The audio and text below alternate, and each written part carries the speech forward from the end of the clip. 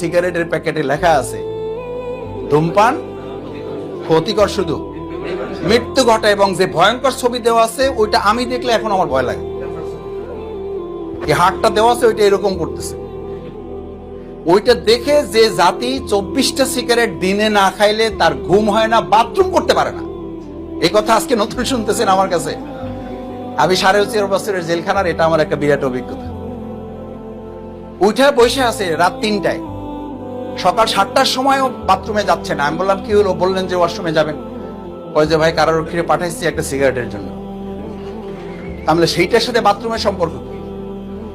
কবে ওইটা না হলে আমি বাথরুমে ঘন্টার পর ঘন্টা বসে থাকলেও খুব একটা লাভ হবে না। এটা আজকে শুনছেন? আমি ছাত্র জীবনে এটা শুনেছি। দুর্ভাগ্য বাংলাদেশের শিক্ষা প্রতিষ্ঠান, যে বিশ্ববিদ্যালয়ে আমরা পড়েছি, আমার ভাই আমার পাশে